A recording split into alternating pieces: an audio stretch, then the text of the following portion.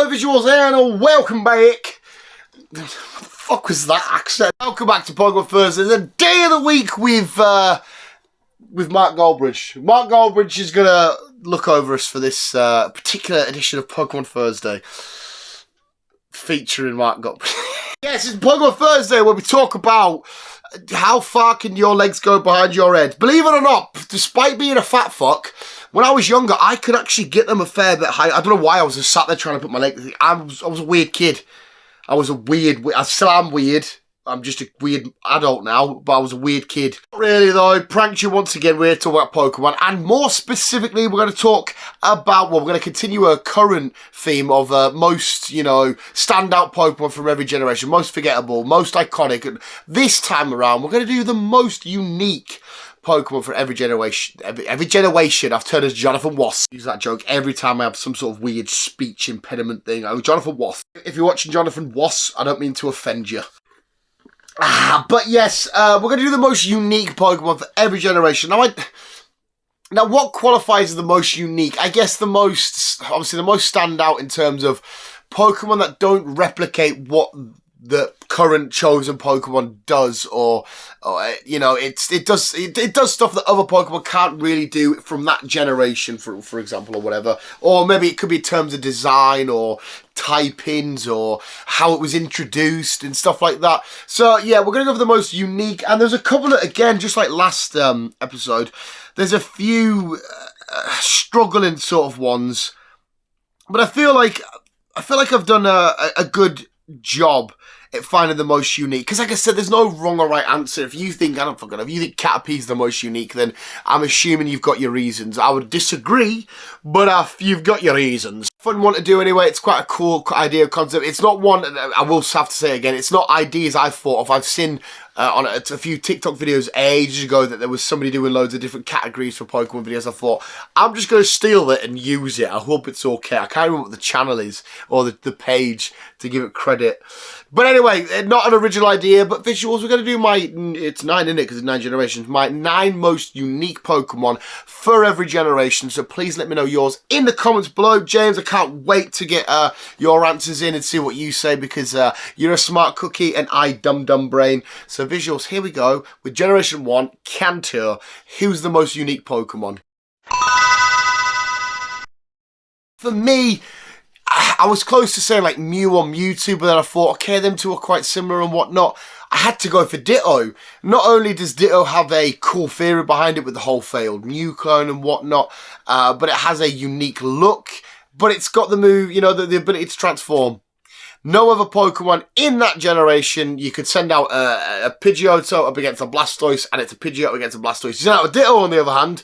Yes, it's still a Ditto, but it's a Dragonite against a Dragonite, or whatever it is you're transforming from. And to me, that makes it the most unique. We've got the water types, which are all the same and stuff. You've got the fire types, which, yes, they're different in terms of look and whatnot, but, it's a fire type. For me, Ditto definitely fits the caliber and the category, ticks all the box for the most unique Gen 1 Pokemon. Murgle for Generation 2. I feel like Generation 2 was quite hard. I was going to say maybe one of the steel types, one of the dark types, with them being the new typings for Pokemon. But then I thought, no, Smurgle, because of the move Sketch, it can learn any move due to the move Sketch. And for me, that makes it the most unique. It's a nice, short, stupid, silly answer. I get that and I understand, but can Scizor learn Sketch? No, it can't. Can Coffin learn Sketch? No, it can't. But can Smurgle? Yes, it can. Generation 3, I've got, who did I go for again? I went for Cast Form, purely because of the way that it's handed to you in the game. Obviously, it's a gift kind of Pokemon, but we've got obviously our different forms, sunny, snowy and rainy forms, which change the typing of the Pokemon depending on the weather and all that kind of stuff. And I think to me that makes it a standout. It's Cast Form's not really a particular Pokemon that I like Cast Form, I've got nothing against it, but it would never make my top 20 in lists and stuff. But the more I go around and look at it, we've got our starters. I think it's hard for a starter to be a unique Pokemon. I guess you could say, well, it must be because, when you play whichever generation, it's only your one. It's very rare you see anybody else with one or anything like that. But we know it's in the world of the anime and stuff, they're common and shit like that.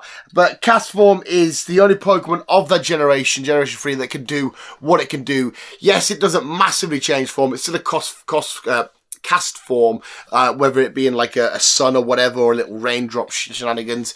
And it just feels like the most unique.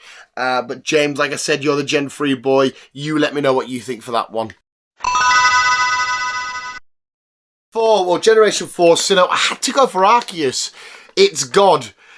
To this point, we never thought or even conceive the idea of, oh, there's, mythical god, religious-y, maker of the world sort of Pokemon, until Mew, where everyone was like, oh, it's every DNA of every Pokemon comes from the DNA of Mew and stuff like that, or the DNA of Mew's in every Pokemon. But then we bring in like Arceus and Giratina and Dialga Palkia, and we start messing with time and space and, gravity, or if you want to call them the demon Pokemon and stuff. But then you got Arceus, yeah, it's God. It's the creator of everything. It's God in Pokemon form. If that doesn't make it the most unique Pokemon, then I don't know what else would from Gen 4.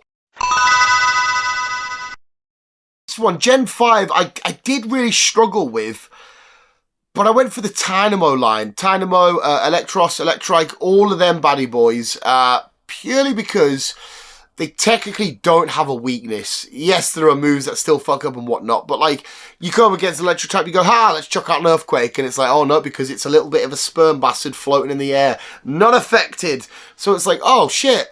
So you've got a really good solid Pokemon there that doesn't really get majorly ×2 fucked up by anything. And to me, that makes it unique, because everything else does have a solid weakness.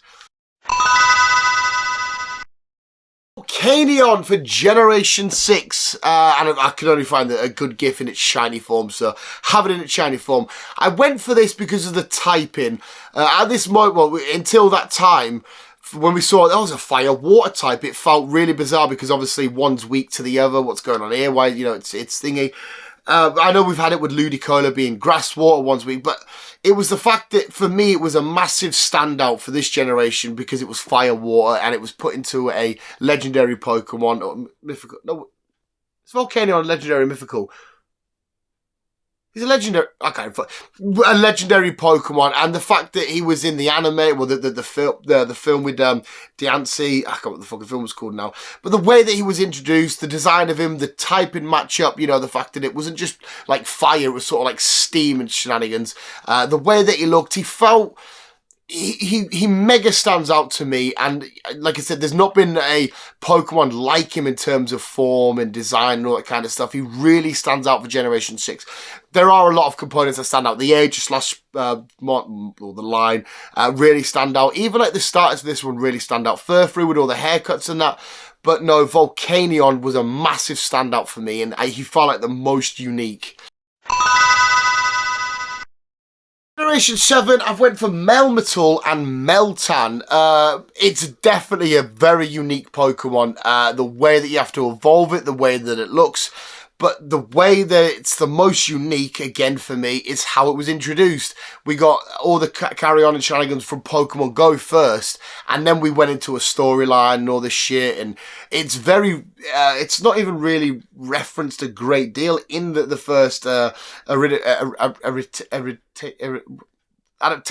in Sun and Moon. It's not even referenced one little bit, is it? But it counts as a Gen 7 Pokemon. Yes, in Ultra Sun and Ultra Moon, we had a bit more of involvement in it, didn't we? Or did we? I don't think we did, actually.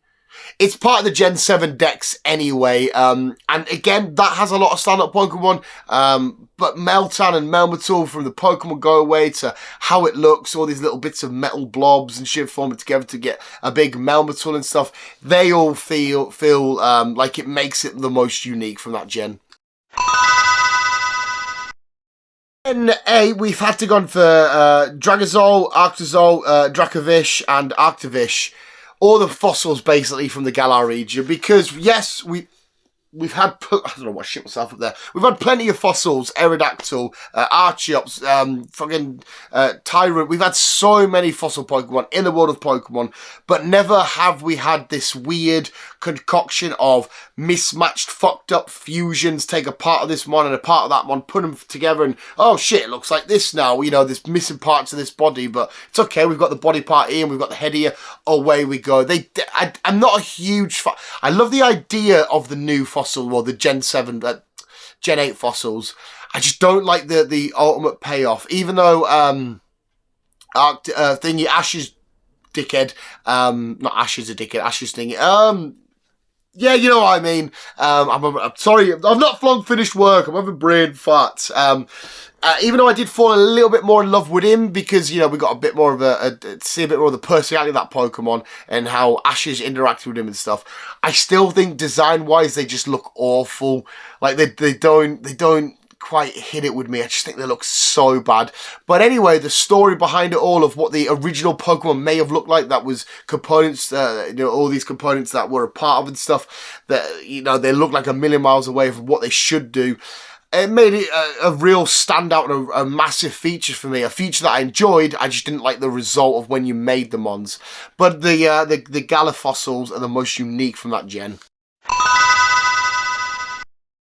And Scarlet and Violet, the Paldea region. I've had to go for Miraidon and Koraidon. Purely because, yes, we've had ride Pokemon. Yes, we've flown about on the skies with Latios and Latias and stuff. But to get around the Paldea region, you literally rely on these Pokemon, these legendary Pokemon. Because I could have went for anybody that was part of a Paradox from either way. But I went for these because, like I said, they're your ride Pokemon for climbing alongside the cliffs, for getting across water, for jumping, for gliding. They're not just the legendary and box arts. It's not like you complete the game, have you encounter legendaries. You pretty much go through 95% of the game with them up until you meet them. You know, after choosing your starter and stuff, you meet them and they are part of your. You don't have to make a party team, but they are with you throughout the whole game. And the way that they look like a vehicle of some sort, like a motorbike to go around on, or like I said, to swim about on, to glide, you know, with the ears and whatnot coming out. And yeah, it makes them, like I said, they're not just legendaries, they're not just the box art Pokemon, but they are literally your way around the region. The only way you can get to some spots is because you have these as your Pokemon and stuff. There's, like I said, there's a lot of standouts. You could have had any of the Paradox Pokemon from either side. You maybe could have had like the mouse holds, but we've had Pokemon that come in multiples before. You maybe could have had Saluna. Of course, it's the only Pokemon of its kind in the way it was introduced. There is a few standout and shout out Pokemon. You could have went for Paldea, but the more I'm thinking about it, the more I'm more cementing the idea of it's got to be one of them two as well, or both of them, because of how influential they are to the game, to the stories, making them feel a bit better, eating the different Sarnies, to, you know, even opening up the game in the way that they do and stuff, to even how they close the game out when you're up against, depending on which professor you're up against, or the AI version of which professor you've got. And yeah, they have to fight their counterparts. The fact that they're a counterpart of each other, you know, whereas Ho-Oh and Lugia are a different Pokemon, whereas these are the same, you know, Paradox Pokemon and whatnot. So yeah, Miraidon, Koraidon, the most unique Pokemon from Scarlet and Violet. Going visuals, let's quickly, in the top of my head, go over it. So, I don't think we can argue with Ditto too much. Smeargle, I'm quite cemented in. Castform, maybe you can argue that's not. Arceus, it's got to have a bold shout. I might be cheating a bit with the Dynamo stuff, but it was really hard for me to find a Gen 5 who was a complete and mega standout. Kyurem, maybe, because you confuse him, but there again, do you say then it's Zekrom because he can also, you know, DNA splice with Kyurem, so can Reshiram, so who would be the most unique out of them? I guess you could say Kyurem because he can DNA splice with either of them. Zoroark, but again, I feel like I was just copying Ditto for that example. I don't know. I feel like they're a decent enough shout. Malmetal, Maltan, I'm so happy with them. The Gen 8 fossils, surely they're the most unique. Surely they are. I mean, Zacian and Zamazenta, yes, they've got weapons hanging out their faces and shit, but, you know, they're just legendaries. They're not as influential. I didn't want to go for any Megas or Dynamax or anything like that. I wanted to keep it just, you know, the Pokemon as they are. And yeah, Miraidon and Koraidon, so maybe you can argue that one. But anyway, visuals, what do you think of my list? And more importantly, please let me know your thoughts and your opinions in the comments. For that visuals, I can rip up my notes. Well, I'm not going to rip them. I can scrabble them up into a little ball in. I won't chuck them because I will miss and they'll go down the back of my shelves and it'll piss me off because I'll have to move all my shelves out to get it back out.